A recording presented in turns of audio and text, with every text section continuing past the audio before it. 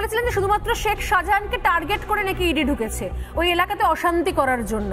এলাকাতে কি হয়েছে, কারা অশান্তি করেছে, তারা কারা ছিল, কারা ইডির গাড়িতে হামলা করেছে, সব পরবর্তীকালে ছবি ধরে ধরে গোল গোল করে আইডেন্টিফাই করা গেছে। তারা কেউ লোকাল নয়, হতে পারে তারা রোহিঙ্গা বা নতুনভাবে কোথাও এসছে নতুন জায়গা থেকে।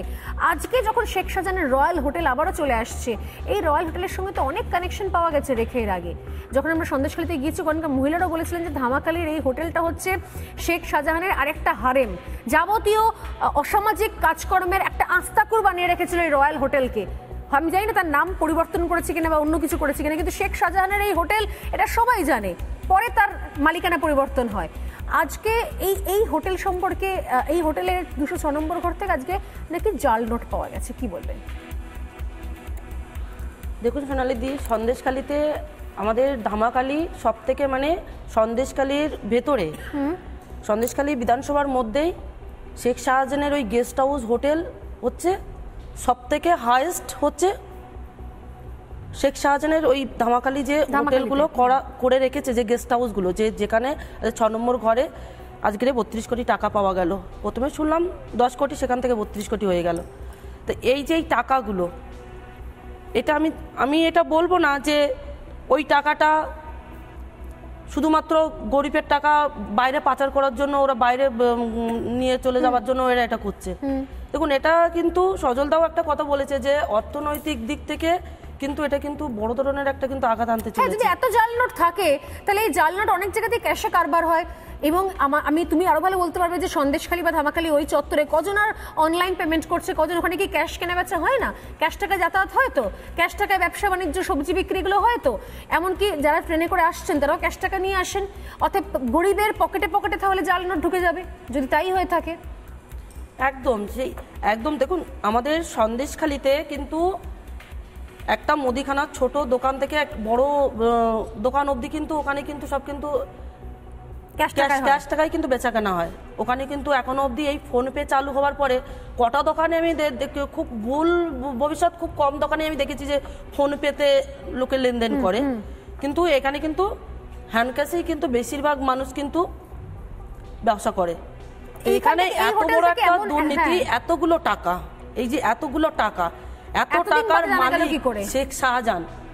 আর এর আগেও কিন্তু সন্দেশখালীতে এর থেকেও অধিক টাকা ছিল, তার হদিশ কিন্তু আমরা পাইনি। সন্দেশখালী আমরা আন্দোলন চলাকালীন কিন্তু আমাদের কাছে খবর আসলো যে সন্দেশখালীতে বাইরে থেকে 5-6 হাজার এরকম রোহিঙ্গা ঢুকছে, এক্ষুনি আপনারা সাবধান হয়ে যান। মানে আমাদের আন্দোলনকারীর ভিতরে কিছু টিএমসির লোকেরা এসে তারা আমাদেরকে সতর্কবাণী দেয়।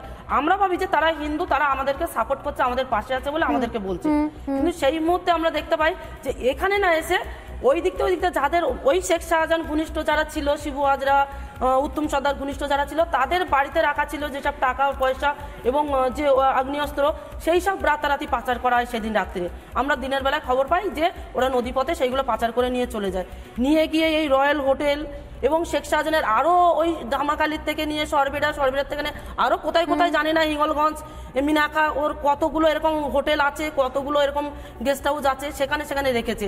আর এই যে ধরা পড়েছে, এটা যে সিআইডি যে এইটা করলো, এতদিন সিআইডির চার্জশিটে শেখ শাহজাহানের নাম ছিল না, দিলীপ মল্লিকের নাম ছিল না, যে বাবু মাস্টার, তার আমি শুনলাম যে বাবু মাস্টার সেই হিন্দুদের নাম দিলে সে একজন মুসলমান, সে একজন মুসলমান সংখ্যালঘু। এবং এই উত্তম সর্দার নাকি শুনেছি আমি, সে নাকি হিন্দু নয়, নামটা উত্তম সর্দার, কিন্তু আসল নাম হচ্ছে নূর গাজী বা অন্য কিছু নাম ছিল এরকম ধরনের কিছু। এবং আরো একজন আছে আমাদের সন্দেশখালী, সেটা খুলনা অঞ্চল, সেটা হিঙ্গলগঞ্জ এবং সন্দেশখালী ভাগ আছে আমাদের ওই খুলনা অঞ্চলের মধ্যে, সেখানে একজন আছে। এবং এই মানুষগুলো যখন এই সিবিআইয়ের হাতে যখন সিআইডি যখন চার্জশিট যখন করলো, হ্যান্ডওভার করলো, তখনই কেন এই ব্যক্তিগুলোর নাম আসলো? তো এরা কেন অ্যারেস্ট হয়নি এখনো অবধি?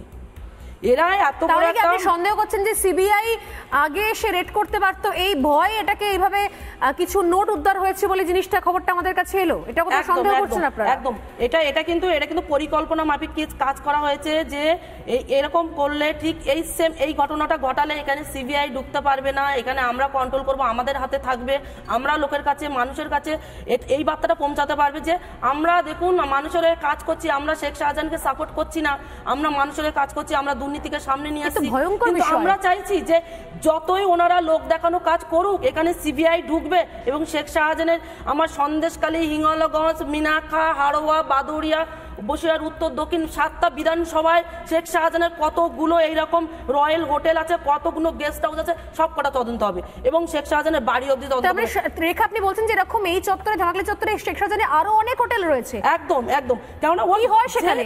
কি হয়? একটা কথা দেখুন, যার বাইরের দেশের সাথে লিঙ্ক আছে তার কেন থাকবে না এই সন্দেশখালী, এই বসিরহাট জেলার মধ্যে এতগুলো গেস্ট হাউস, এতগুলো রয়্যাল হোটেল কেন থাকতে পারে না? যে ব্যক্তিকে অ্যারেস্ট করে নিয়ে যাচ্ছে তার ল্যাঙ্গুয়েজটা দেখেছেন, তার বডি ল্যাঙ্গুয়েজটা আপনি দেখেছেন, তার হাঁটা, তার আঙুল নাড়ানো, তার ভিতরে কোনো পরিবর্তন হয়নি। আর সে এখনো অবধি জেলে বাজেতে থেকে সেখান থেকে কিন্তু সন্দেশখালীকে কন্ট্রোল করছে। শুধু সন্দেশখালী নয়, গোটা মানে ওর যেখানে যেখানে যতগুলো দেশের সাথে লিঙ্ক আছে ও কন্ট্রোল করছে।